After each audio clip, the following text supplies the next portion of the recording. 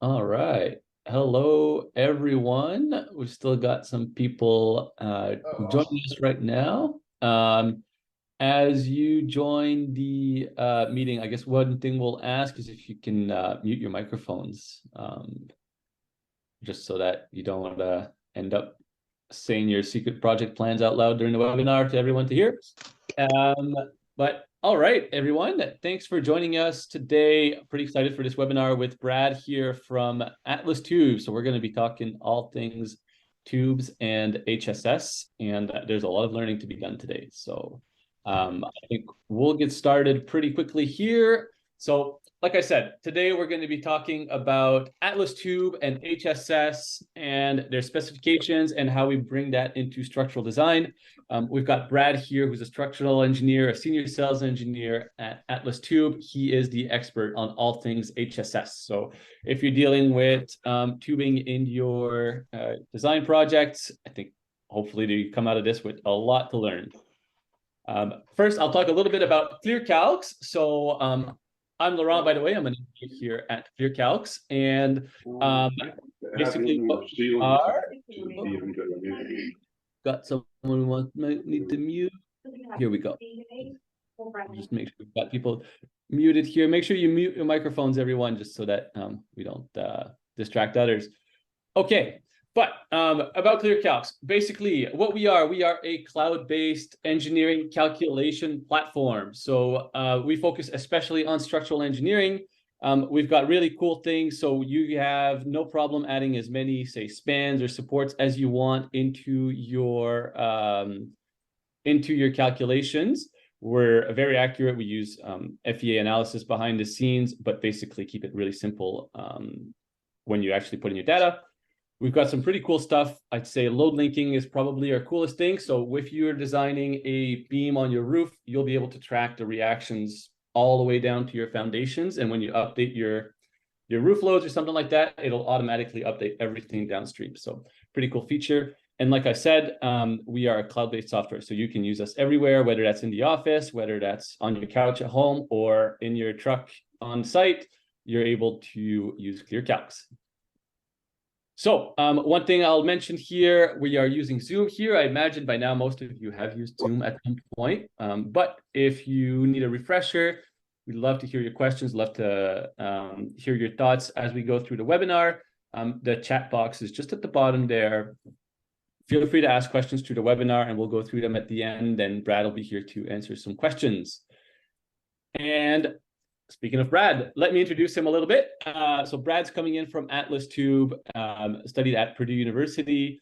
So he's a registered engineer, and really what Brad excels at, if I can say so myself, making that liaison between structural designers and the steel industry. Really, he's here to make your life better when you're designing with steel, is how I'd probably describe it. And at Atlas Tube specifically, I think Brad, all about HSS, something that maybe not all of us deal with every day when you're designing. So Brad's here to answer some questions and make some of the tough things less tough. As for myself, like I said, I'm an engineer here at ClearCalcs. I'm leading our calculators in the US and in Canada. So feel free to reach out if you've got any questions about ClearCalcs. But today, I think we'll leave it mostly to Brad and his expertise on HSS. So with that, I'll send it over to you, Brad, if you want to take it away. Yeah, let me go ahead and share my screen here and make sure that all works. Awesome. All right, so you guys seeing the screen okay? It's just starting up now, Brad. All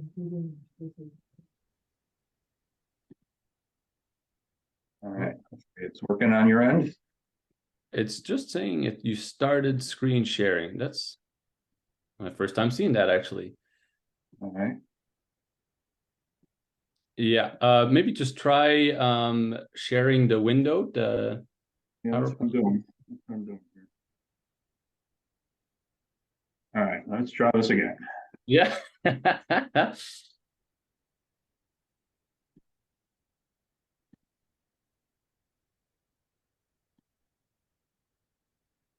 All right, you seeing it now? Got you now. Yeah. There we go. All right, Okay. excellent. All right, well, without further ado, we'll get going here. As Juan said, my name is Brad Fletcher. I'm the senior sales engineer with Atlas Tube and a licensed professional in the state of Illinois. I've been in the steel industry for about 17 years now. Prior to that, first 15 years of my career, I was in the design world, so I understand what you all do and the battles you face on a daily basis. So we'll get into it today. I'm going to shut my video off here just for any lags. But for those of you who aren't familiar with Atlas Tube, we are the largest producer of HSS in North America. We have the largest size range. We go from really small stuff like half-inch square all the way up to now what we refer to as jumbo HSS, and up to like 22-inch square and up to 28-inch ball with 1-inch balls. And so that's kind of a big expansion of our size range. One of the things we do pride ourselves on is having the shortest rolling cycles in the industry. We talk about rolling cycles. We're talking about we have our 7 production facilities. Each one of them has several different mills within them, and that machinery is set up to run different sizes, different size ranges. And so we optimize that, and so that we run more sizes more often. We use a quick change technology in our mills, allows us to change our mills over about 60 to 90 minutes, and that basically allows, by having that short time of changeover, we can run more sizes more often, which makes it more available. And so if we're talking about availability, one of the tools that we have on our website is our availability chart. And so I just want to introduce this to you real quick, but it kind of gives you our size range, but then it's color coded to show you how often we make certain sizes. So you see on the screen there, all the square sections we produce. The green sections, we are rolling every 2 to 6 weeks. The yellow sections, we're rolling every 6 to 12 weeks. You see some orange sections scattered through there. Those orange sections are sections that we have the capability of producing, but we don't run them regularly because we don't see enough demand for them regularly. So those are the sections that are going to be harder to get from Atlas Tube. Now, there may be other producers that make those sizes, so it's always good to check with other producers. But since we're the largest, this does kind of reflect what the industry is doing. So there are some sizes out there that are harder to get. So this is just kind of a tool that prevents you from putting something on your drawings that's hard to get. So that's kind of what that's all about. As I mentioned, we have the 7 production facilities throughout North America. There's 1 in Canada. We have 6 in the U.S. And while we sell most of our material through service centers, we do sell direct to some fabricators. Service centers will order kind of standard lengths, anywhere from 35 to say 48 feet in length, and that's what you'll find stocked in service centers.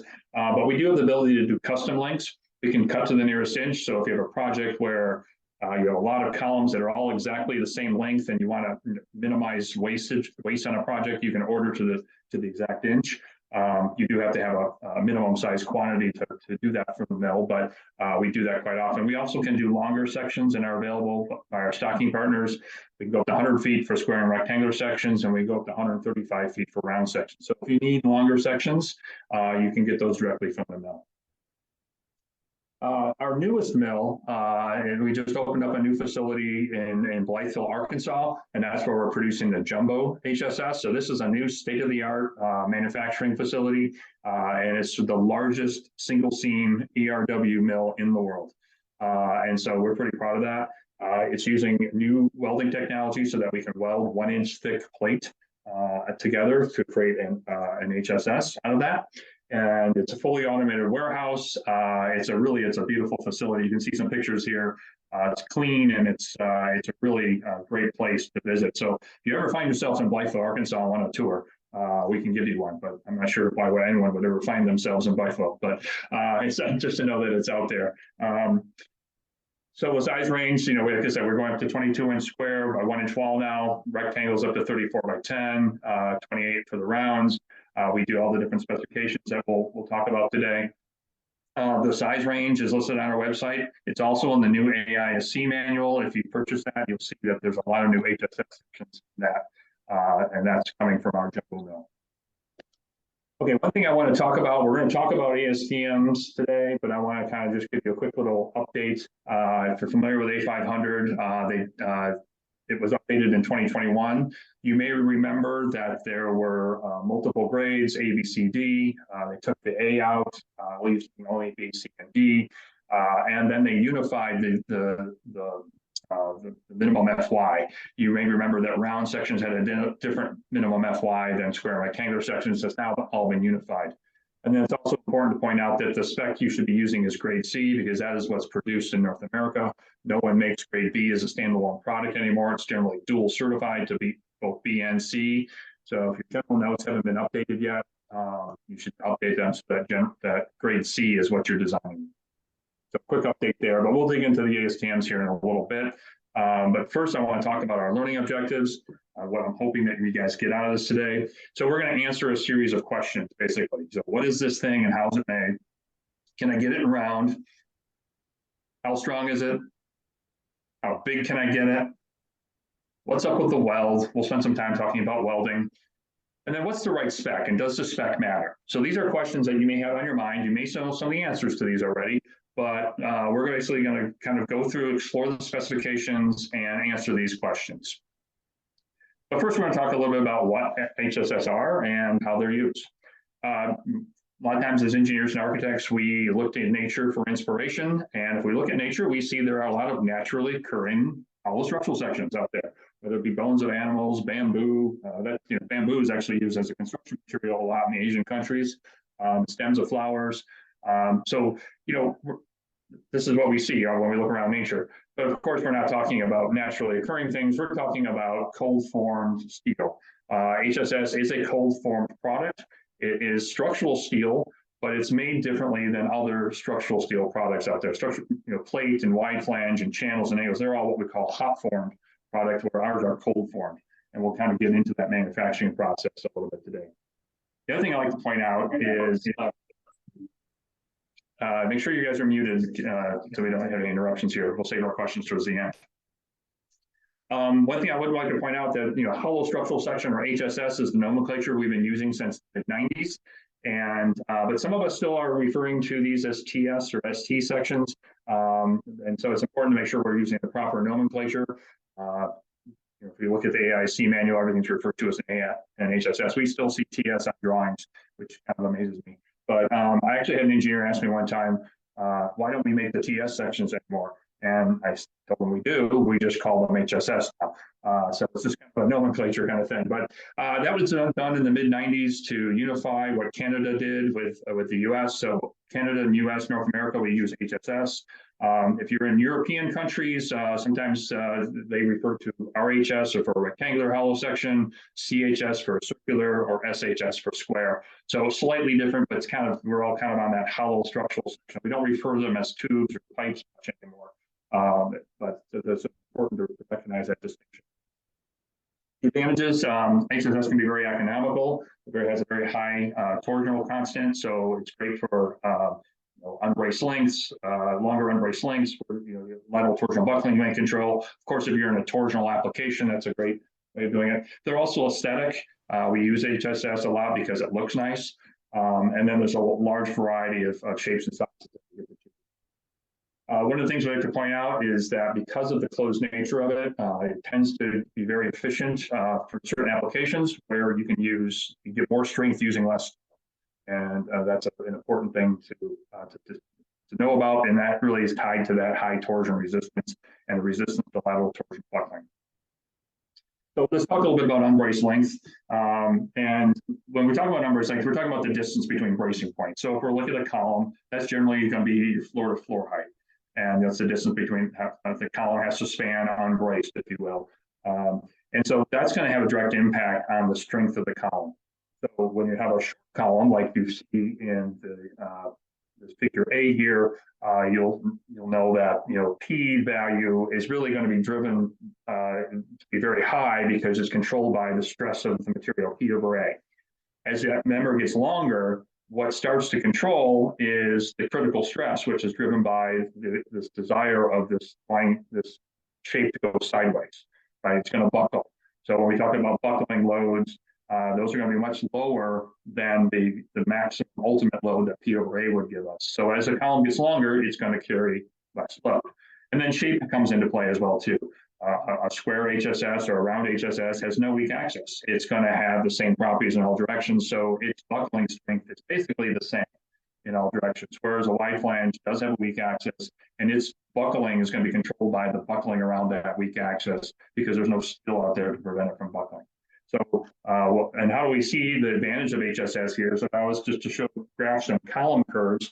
So this is basically unbraced length at the bottom versus axial capacity on the vertical axis here. And if we look at the unbraced length of, say, 15 feet, you can see that the wide flange here that I'm showing, this W10 by 33, at 15 feet, it carries about 250 kips. And you can see that the 8 by 8 by quarter, which weighs a little bit less at 26 pounds per linear feet, carries the same amount of weight. Now, as we double the length here, if we go up to 30-foot unbraced length, we see how the strength of the members drop off quite a bit, especially the wide flange. It's down to, say, 60 kips now for an unbraced length of 30 feet. Whereas at 8 by 8 we were looking at, it has twice the load, a little over 120 kips of capacity. And then if you really want to, think about it, you look at the 10 by 10 by quarter, which weighs the same weight per foot as the 10 by 33, it's carrying almost 4 times the amount of load. So you really see the efficiency that HSS has at it. The longer it gets, HSS is going to carry more load using the same or less steel. And so that's something we just have to point out there. All right, so let's get into the manufacturing processes. First one I'm going to talk about, first couple of processes I'm going to talk about are what we call welded processes. And the first one is called electric resistance welding. This is the most common way of doing this. It's also referred to as electric fusion welding, high frequency welding, but this is basically how most HSS that's used in the structural world is produced. And there are a couple different manufacturing processes. The most common is what we refer to as weld, round, form, square. And that's basically what you see on the right-hand side of the screen there. It's going to start off with your flat coil. You work it into a round section. It gets welded, gives you a straight single seam weld. And we'll talk more in detail about the welding. But once you create that round section or mother tube, it then goes through a series of stands to make the final round, square, or rectangular section. So that's the most common way. There is one manufacturer in North America which does what we call the direct form, where they go from flat to square, so they're bypassing the round. So that company doesn't make any round sections. But once again, that's a welded process using electric resisting welding. It's just a slightly different manufacturing process, but it's a little less common. So the ERW production process basically starts off with our raw material, which is hot rolled coil, which comes from either an electric arc furnace or a basically oxygen furnace process. And we'll dig into that a little bit and a little later as a subject of sustainability. But for right now, just understand we use hot rolled coil as our raw material. We take that coil, we slit it down in size. And so if we're doing a 4 square, we need 16 inches of coil, right? 4 times 4, that's perimeter of the HSS, we need a 16-inch wide piece of coil. Well, coils will come in, 42, 60-inch width. So we're going to cut it down to make certain sizes. And so that, once we slit it, we then pass it through a series of rolls, make the round section, and then form it into the square section after that. So welding, this is the more important part of the process. This electric resistance welding, what we're doing is we're using electricity. We're passing an electrical current through the steel, and the natural resistance of that steel causes the steel to heat up. And so we're basically adding heat to the steel by passing this electrical current through there. And then we basically force it together under heat and pressure to create a metallurgical bond between these two pieces of base metal. There is no weld metal deposited here. This is not your traditional welding, and we'll dig into that in just a little bit. But once it's welded, that round section then gets cooled down and goes through its final shaping to make it round, rectangular, and then it gets cut to length on the mill saw. So welding, as I said, is a little different than what we normally think about as structural engineers. When we talk about welding, we think of a guy with a welding stick dropping weld metal between two pieces of base metal. What this is, like I said, is heating up the steel with electricity and forcing it together under pressure to create that metallurgical bond. So the steel is at a near molten state as we force it together, and it creates what we call a weld bead. It actually causes the steel to, for lack of a better term, kind of ooze, and all the impurities within that weld get forced out and into the weld bead. And so you can see on the picture on the right there, that's kind of, we have what we call an OD upset and an ID upset, and that's our weld bead. We then scarf off or knife off the outside weld bead so that it's flat. So if you run your hand across the weld seam, it'll feel smooth. And basically with a good coat of paint, that weld seam will disappear. We typically don't remove the inside inside weld bead because most people don't care what's going on inside the tube. The only time you ever would need it done is if you're ever going to be doing a telescoping application or something like that. So we have the capability of removing it if it's required for your structure, but generally speaking, no one is required to do that, or you're just going to do it locally with a fabricator grinding it off. But the key takeaway here is this weld is stronger than the rest of the section, and so that's where it's not the weak link in the thing. And we'll talk about that when we talk about some of the language and the specification.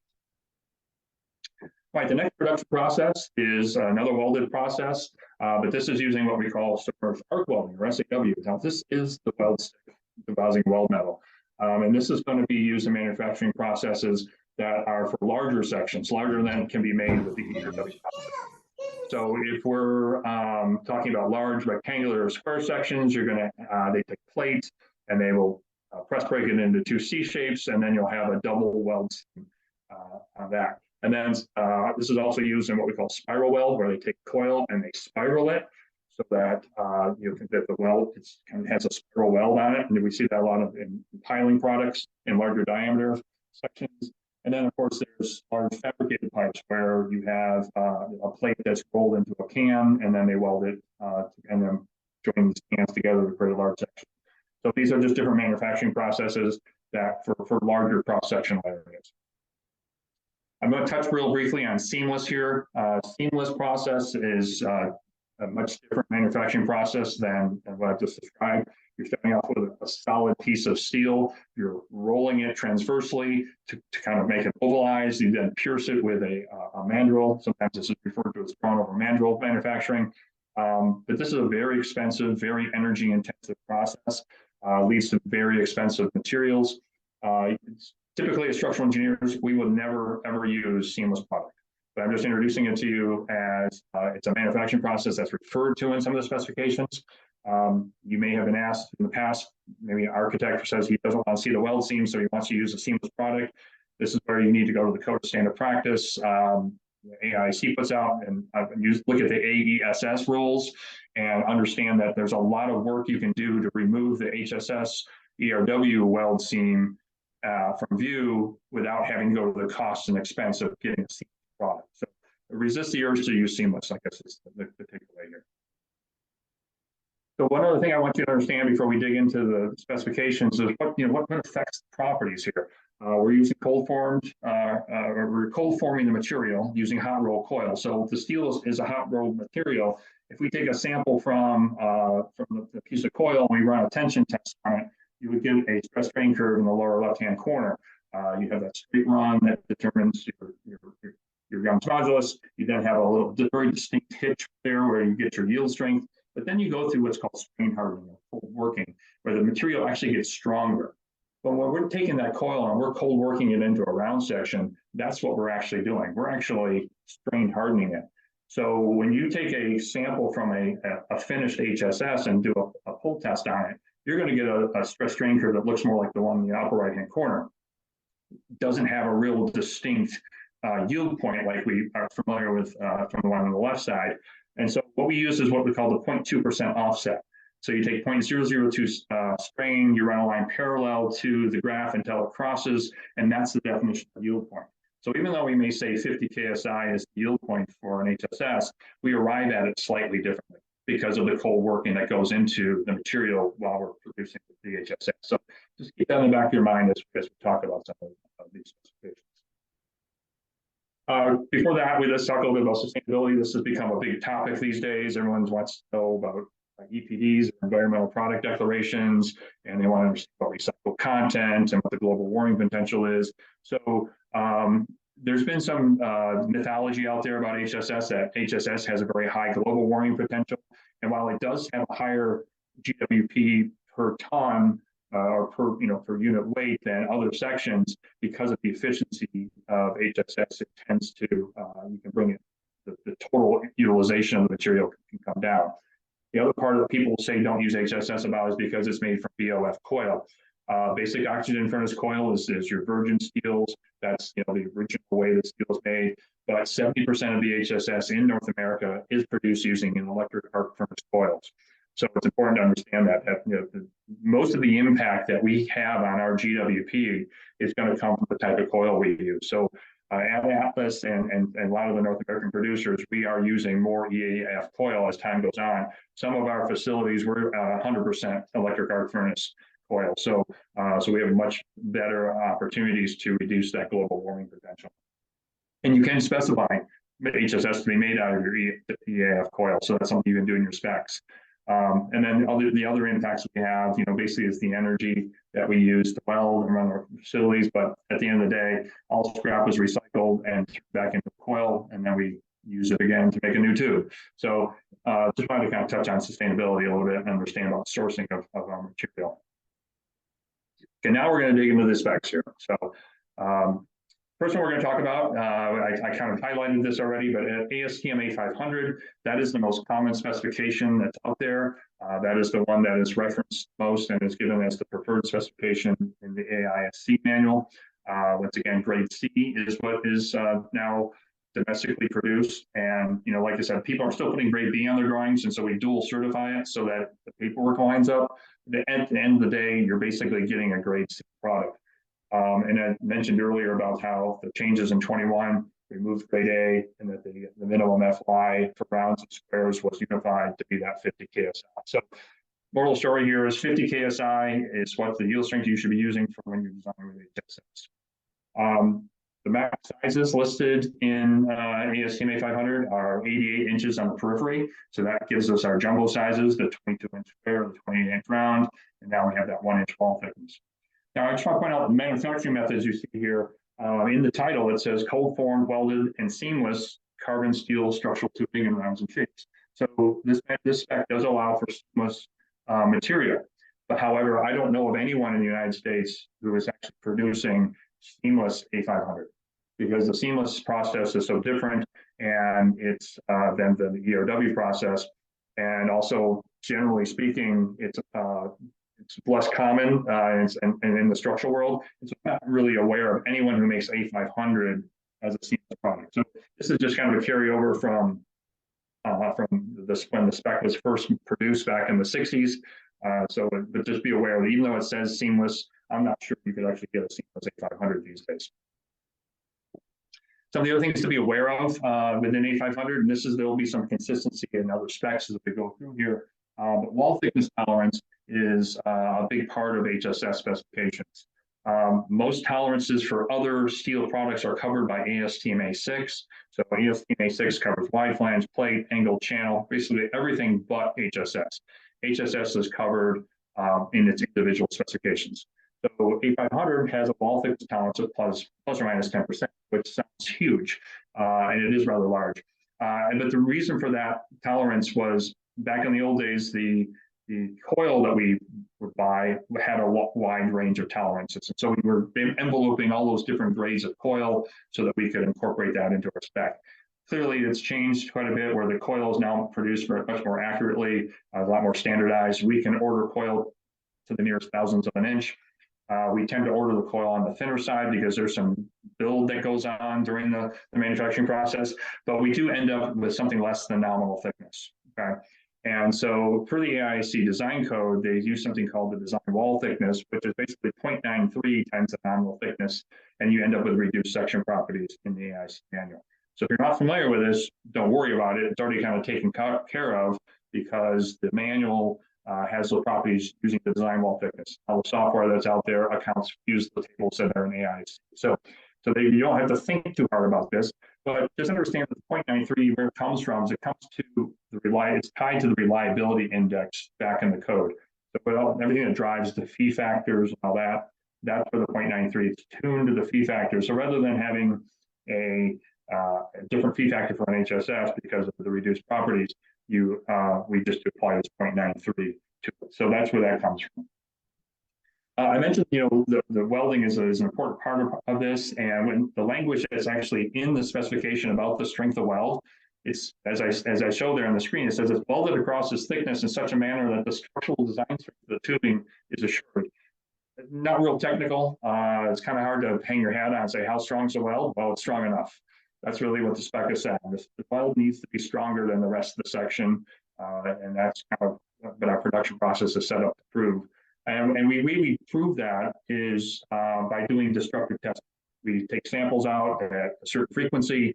We do crush tests, or like for round sections, we crush them down where the weld line is 90 degrees to the force. You can see the illustration there. And then we inspect it, and there's no cracking in the weld area, then we have a good weld. There's also what we call cone test, where we force a cone into the end of a square or round section, and the material will break somewhere. It will either flower out to the proper angle, or it will crack somewhere other than the weld. For square and rectangular sections, you can imagine the cracking will occur in the corners, because that's generally where the most residual stresses are going to be. So the key thing to take away here is that we do destructive testing to show that the weld is not the weak link. And that's part of our production. We also do a lot of real-time feedback on our welders. Our production people can actually see the weld and how it's working, and so we can make adjustments on the fly. And it's all about how we set up the mill.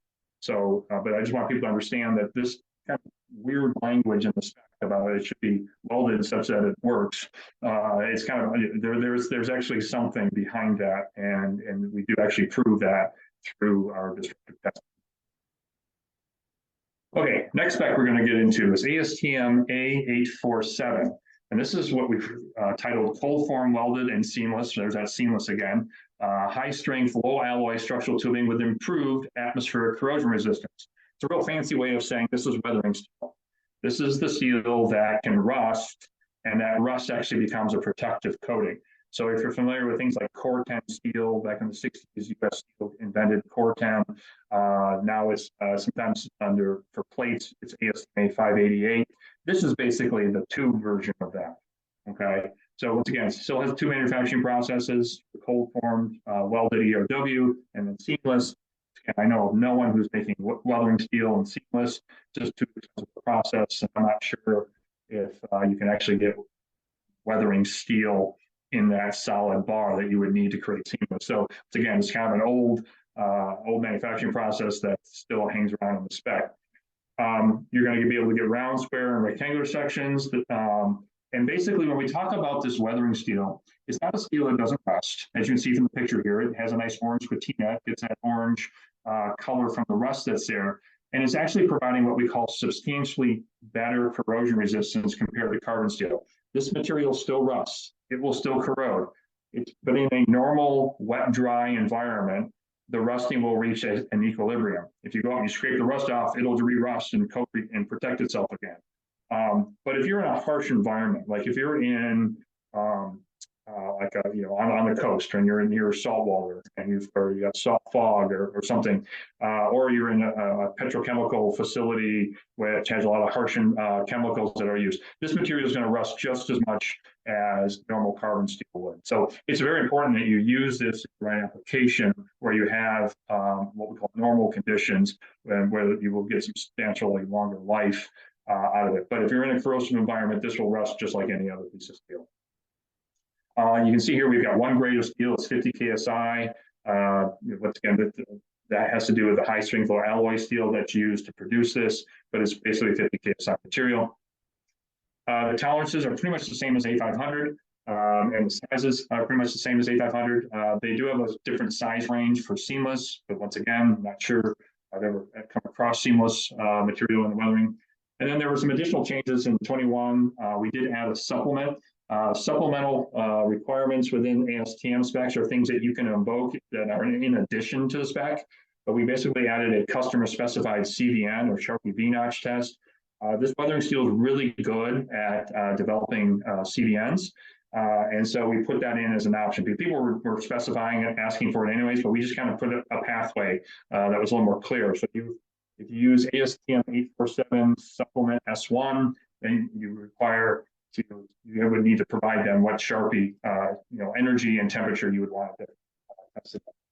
And then we do have additional testing now in the 847. That's for sections up to 10 inch. This just has to do with handling at the mills. But it's required now to do a flattening for rounds, and you can either choose to do a flattening, flaring, or wedge test for square and rectangles. So that's similar to what we were just talking about in A500. Now it's actually been put in a little more as a requirement with 847, but it's very similar to what we're doing there at 8,500. Okay, the next spec I wanted to cover is ASTM 1085. This is cold formed welded carbon steel hollow structural sections. 1085 was introduced in 2013, and it was basically introduced to raise the bar for HSS. So there are certain times when we want to use HSS in more demanding structures, whether that be bridge or for seismic force resisting systems. And we wanted to have a little bit more performance out of it. And so this is your cold form welded. There's no seamless in this one. You can have one grade of material. It's a 50 KSI material. Round, square, rectangular, everything's 50 KSI. You see in the yield stress strength there, it kind of shows what looks like a range. It says 50 KSI and then 70 KSI. That's not necessarily a range of options that you can choose. It's a 50 KSI product, but what we've done is we've added a max allowable yield strength on there of 70 KSI. So this is similar to what A992 did for wide flange, where we cap the yield stress. And that's to keep the expected strength down. And we need that for seismic design. That RY factor that we use, that's based on the expected strength. So this range of, it's a 50 KSI product that can exceed 70. So that's kind of what that's referring to there. Similarly, the tolerances are about half of A500. So the wall thickness tolerance is -5%, plus we added a mass tolerance. And what that does is eliminates the need to apply that 0.93 factor. So you can use all the nominal wall thickness when calculating the section properties. So this is something, so you get a little bit of bump in capacity because you're getting to use all of the section properties there. And then, like I said, we put an upper limit on that yield stress at 70 KSI max. And what that does is it brings down that RY factor to 1.25. For A500, it's 1.3. So you get a little bit of improvement on that RY factor. And then the other part that's nice for if you're using this in bridge applications, which is required to have any kind of Sharpie value, we now have a Sharpie test that's required in the base spec of 25 foot-pounds at 40 degrees. And that aligns with the AASHTO requirement for temperature zone 2 for fracture critical elements. So takeaway here, 1085 is going to have a little bit better performance. There was talk about 1085 becoming the default standard, but it really has not done that yet. And so I just want to touch on availability real quick. 1085 is produced by the mills. It can be produced, but it's not produced regularly. So you're not going to find it stocked in service centers. The service centers are choosing not to have that be on their floor. So it is a mill-only type product. It is something we can produce if you order it. You're going to have best chance of getting availability for larger sections, 6 inches and larger, mainly because of the applications we're driving towards. Think about bridges, think about larger buildings and seismic force resisting systems. Those, you're not going to use 2 square for that stuff. So anything larger is probably going to be available in 1085. And then the jumbo sizes that we produce are available as 1085 if you want to order them. So just be aware that 1085 is something that you're going to have to do a mill quantity type order for. So if you have 1 or 2 sizes on your job, probably not something you're going to use. But if you have a larger project where you would have a larger quantity, then it would make sense. Okay, now I'm going to jump to pipe spec. And normally I don't like to talk about pipe specs because pipes are not necessarily structural material, okay? But I'm bringing it up because ASTM A53 is a specification that we as structural engineers have used for years. It's listed in the AISC manual, but it is important to understand that A53 is not a structural steel specification. It is a pipe specification, and it says right in it that the pipe ordered under this spec is intended for mechanical and pressure applications. And that's because it goes through a bunch of hydrostatic testing. It goes through a bunch of testing that's really geared towards the use under pressure.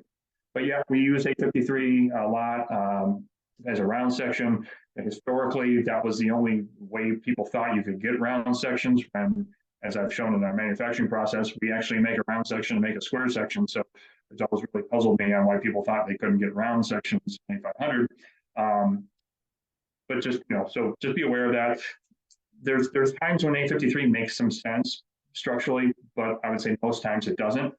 As far as the manufacturing processes go, there's 3 different types. There's furnace butt welded, continuous welded. That covers grades A and B.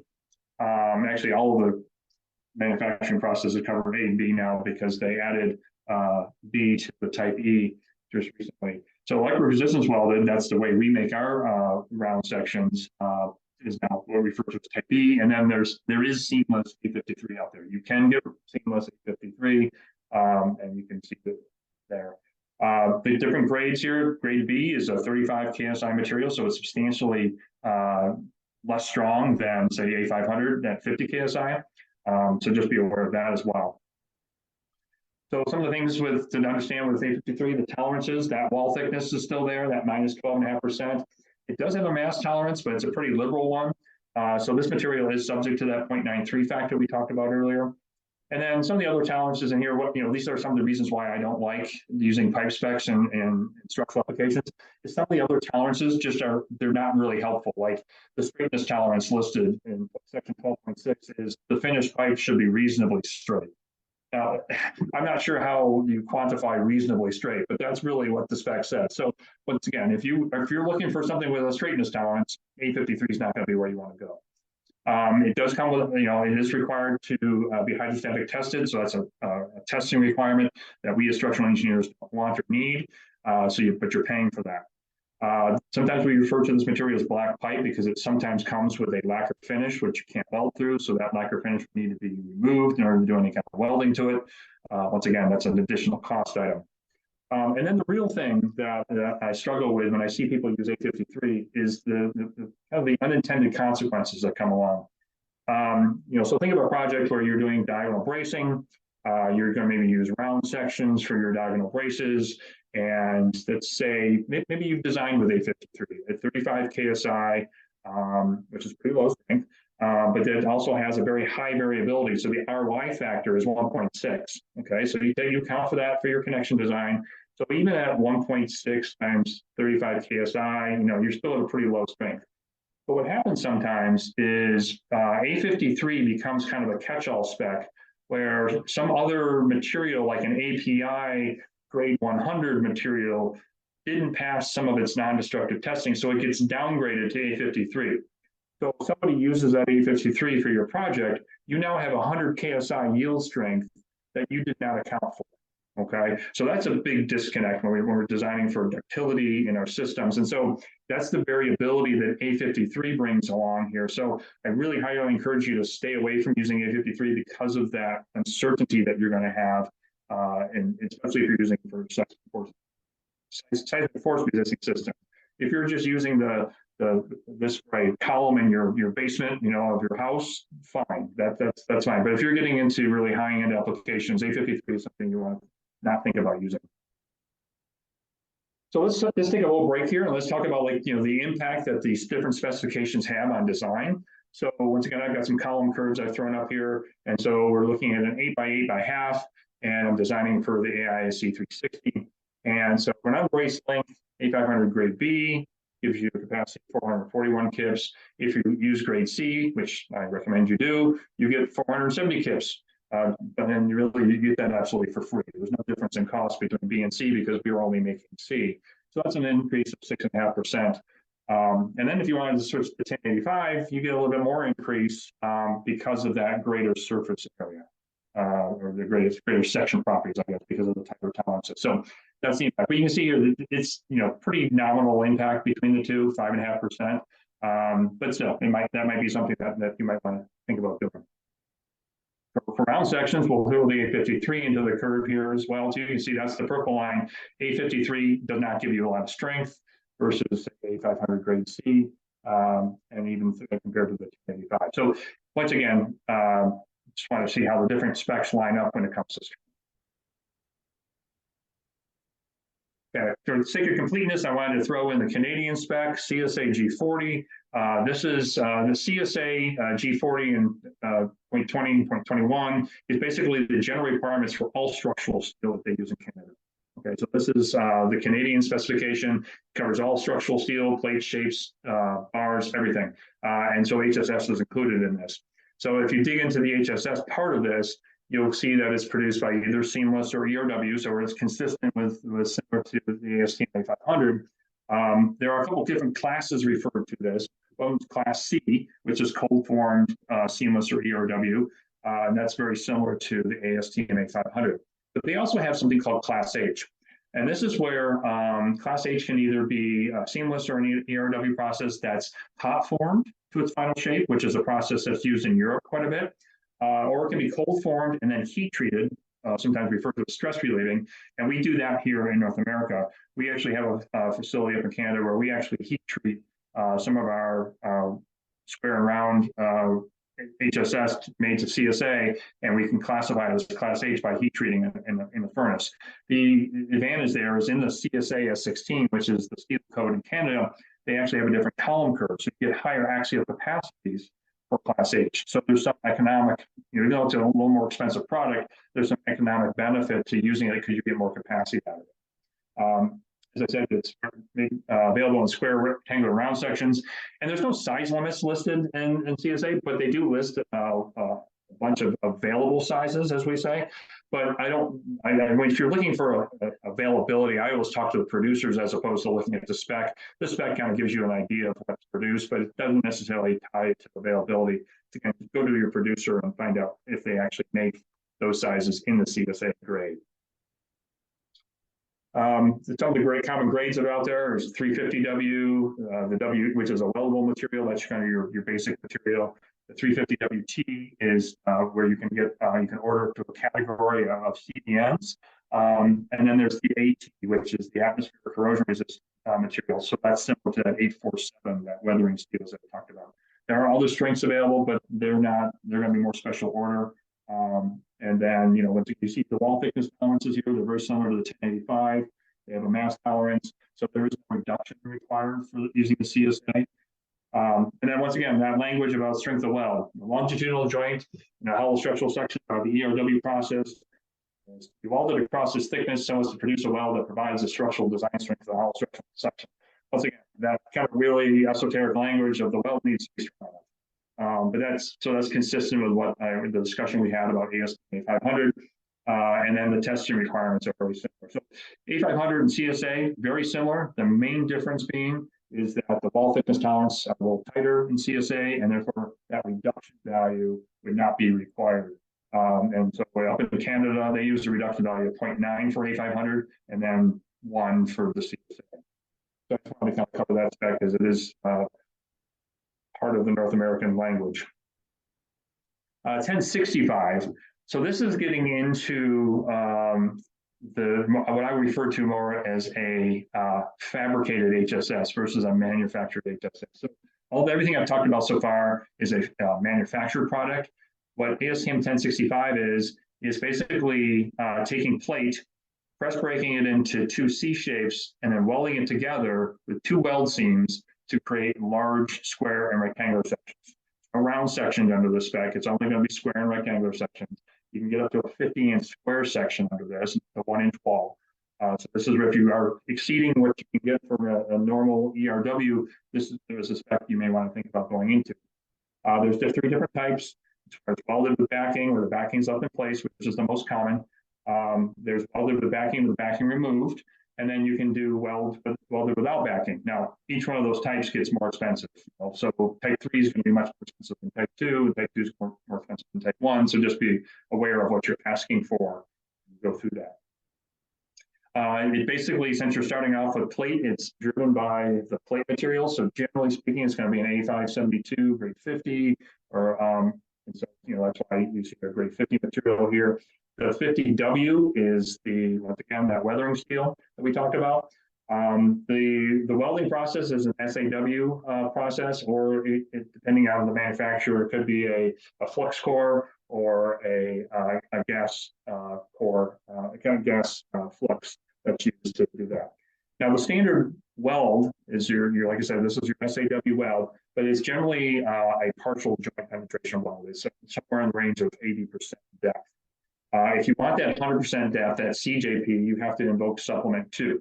And so if you ask for that CJP, that's where you make sure it's 1065 supplement 2. And then if you want a Sharpie test on this, then you would ask for supplement 1, and that's going to give you a Sharpie that's tested on the source plate that they are using. So just to understand the roadmap of how to use this material. All right, next spec, ASTM 252. This is going to be for welded and seamless steel pipe piles. So this may not be one that you're all familiar with, because if you don't design with pipe piles, you may never have heard of this before, but we do see a lot of round HSS get into the pipe pile market. And all of those manufacturing processes are are available. You do see seamless pipe piles, believe it or not. I wouldn't want to pay for that one, but they are out there as being manufactured. ERW, flash welded, SAW, all those different processes we've talked about already. You can kind of see in the pictures here, the first picture on the left there is a spiral weld, and then the one on the right is a straight seam weld. So they're both pipe piles, they're both under 252, but there's different manufacturing processes that go in there. And then once again, there's this note about the weld strength. It says the weld shall not fail when the product is properly fabricated and installed. You know, it's like, once again, I love spec language. It's kind of humorous to read this stuff. And it's like, well, I would hope it wouldn't fail if it's made right. But this is the language that's there to basically to reiterate that the weld is not the problem. That we need to do testing, we need to do certification. Now, we will see on 252, a lot of people will, because of the different manufacturing processes, people will ask for UT testing. We can do that in line on our single seam welds. The spiral weld guys, I'm not sure if they do that in line or if that is something they do offline, but that is something that people ask for because of they're concerned about the quality of the weld because of the different manufacturing processes. But with the ERW process, we don't really have that as a problem. Once again, tolerances here, that wall thickness tolerance, 12.5%. It seems large, but this mass tolerance that we have of -5%, that actually forces us to use a nominal thickness. So there is no reduction value required for this. That is a nominal product. And you can see the different grades here, 1, 2, and 3. They're generally pretty low grade material, 30, 35, 45. You can order it as a 50 KSI material. That's something that would just be, you have to book that during your ordering process if you want a minimum of 50. Every pipe pile that we produce has a minimum of 50 KSI. So we generally market it as grade 3, but it exceeds 45 KSI. I'm going to spend just a brief moment here talking about API 5L. API is the American Petroleum Institute. So this is not an ASTM specification. This is put out by API. And this is for round sections that are used in very high-end applications, your line pipe, your offshore applications. This is where they need to, if you're looking for very high demand, high performance, this is where for pipelines carrying oil, gas. Once again, I said earlier that I'm not a big fan of pipe specs, but this is one where you might have to go here if you're looking for a certain size. The only time you would ever want to use this is if you're not going to meet the size of any of the other specs. As I said, for ERW, we're at 28-inch max size. Spiral weld can go up to pretty much any diameter. But if you're looking for a higher level of performance, you might want to think about the API. It is a seamless product. It can be longitudinally welded. It can also be spiral welded, but it's going to be, once again, there's a lot of testing and a lot of quality control that goes into this. So this isn't an expensive product, but it's something that might meet your needs. If you're looking for, you're saying, I need a 36-inch diameter round section for a column. Well, this is where probably you're going to be thinking about having to use the API. A lot of different grades. It's a bit of an eye chart here, but what you see when you see the X52, X70, X80, that's the strength that's over there. Like I said, it goes all the way up to 120 KSI yield points. So just be aware of what this is, just to make you familiar with it. And then, like I said, there's a lot of testing that goes into there, and that leads to a lot of significant costs. But you get some really high quality material out of this specification. All right, so let's summarize. So we talked about square and rectangular specifications. We talked about 8500, 847, 1085, and 1065. And you kind of see how they all line up and compare. The main difference here is that the first three, 500, 847, and 1085 are EOW, the 1065 being more of that fabricated. And then similarly, we summarize the round sections. We add in the 252, the A53, and the 5L because only rounds come available in those specifications. But once again, you can see how they all stack up. I'll work with Laurent to share these slides. So if you guys want this as a resource down the road, we'll get those out to you. But at this point, we'll open it up for any kind of questions that are out there. Awesome. Thank you, Brad. That was really, really informative. When you were talking about the weld seams on the tubes, it brought me back some flashbacks. I don't know if anybody here ever did the steel bridge team in university. I was on the team, and I remember the first time we did our order of tubes and we were going to do this cool telescoping design and found out that there was a seam in there. And that was really, really painful to fix. But anyways, we've got quite a few really interesting questions here. So Brad, I'll read them out loud for you here. So first one is from Amir, who's got two questions actually about the length. So first thing he's wondering is how do you ship a 100-foot length of HSS? And then just in general, how long can you go? What's the longest length you can produce? Sure. Yeah. So first question, transportation is going to become a bit of an issue. So we go up to 100 feet for square rectangular sections, and currently we say we can go to 135 feet for round sections. Even though recently we went on 145 feet for round sections out of our Blytheville facility. That was for a piling job. They were, for driven pipe piles, and those were being then trucked to a barge that then went down to Mississippi, and it's going to be installed just south of New Orleans for a large, I believe it's an LNG plant that going down there. So transportation there was all primarily barge. If you are dealing with some of these long lengths and you are having to truck it, clearly there are some, if you look at what the state rules are, different states have different rules about the max length of what you can do, but it's obviously a special load that require either a trombone trailer or and follow cars and all that kind of stuff. So there's a cost implication to some of these longer sections for transportation, but it may be worth it if you're looking at minimizing splicing or you're trying to figure out some other if it makes sense. So transportation is always going to be an issue. Rail cars, they use a double car basically to support these numbers. So but that's kind of how it works there. Thanks for that. And yeah, 100 feet sounds really long.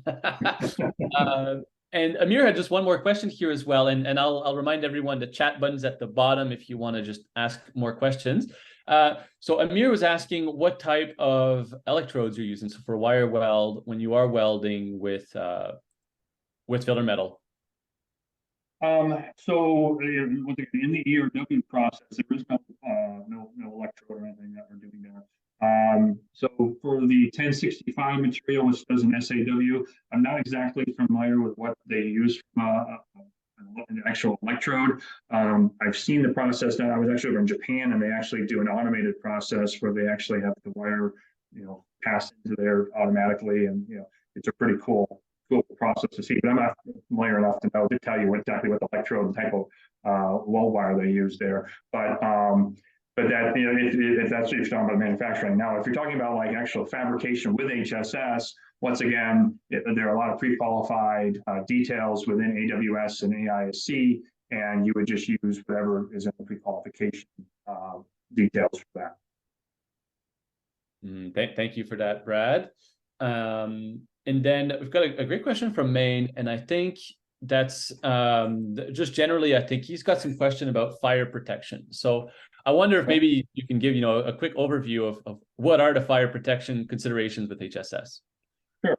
Yeah, so it's a great question. If you're using HSS normal structural steel application where you're going to do spray on fireproofing, the same would apply for the HSS. But given that a lot of times with HSS, we're using them in more aesthetic situations where we're going to expose it. And if you're in a situation where you still need to provide a fire rating to it, intumescent coatings are an excellent solution to fire protection in an exposed situation. Those intumescent coatings are basically it's fireproof paint. As it gets heated up, it expands and creates a foam that then protects the steel. So that's something that's great. One thing that's underutilized, it's actually in the National Building Code of Canada, but it's underutilized here in the US, is actually using concrete fill inside of the HSS as fire protection.